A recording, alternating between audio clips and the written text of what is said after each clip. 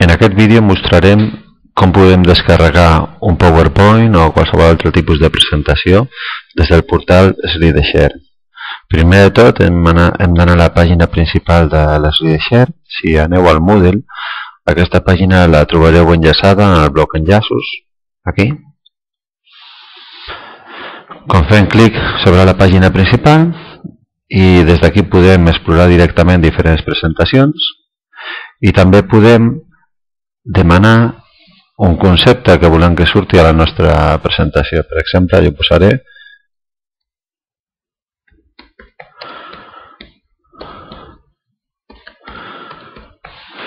models atòmics. Fem clic i ens ofereix, com veieu, moltes presentacions que parlen d'aquest concepte. El problema, de fet, el tindrem no per no tenir presentacions suficients, sinó tot el contrari, perquè de cada concepte trobarem moltíssimes presentacions i llavors la feinada gran serà analitzar-les per trobar aquella que precisament més ens agradi o més s'ajusti a allò que volem explicar als nostres alumnes. Com veieu, hi ha 84 pàgines. Llavors, bé, es tracta d'anar mirant quina t'agrada més. Jo, per exemple, agafaré aquesta,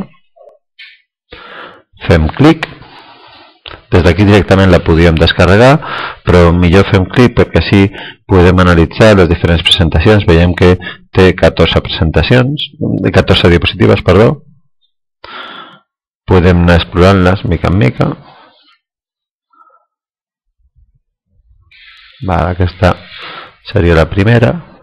Té un índex, a l'índex ens podem fer una idea de si ens agrada o no. Més o menys es passem ràpidament.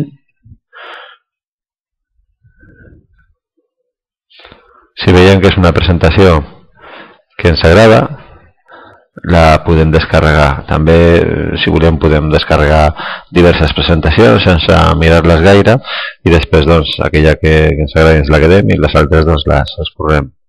Al final podeu trobar diferents presentacions relacionades. Com veieu, ara van passant, mostra una petita imatge amb totes les presentacions que poden estar relacionades amb aquesta, amb una selecció d'aquelles presentacions més relacionades amb la que acabem de veure. Suposem, per exemple, que l'hem mirat i ens agrada.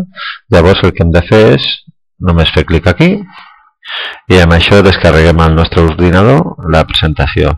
Apareixerà al bloc de descàrregues. Diem que la volem guardar a l'arxiu i ja està.